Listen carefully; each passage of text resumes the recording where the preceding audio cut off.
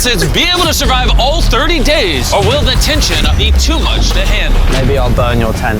Burn my tent? I don't know about you, but I think I'm ready to set up the tent because it's windy. Oh, it's so tiny in here.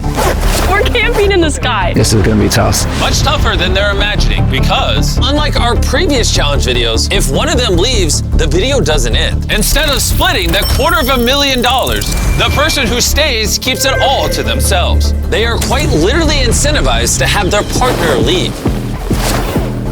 I think I slept about 2 hours, maybe.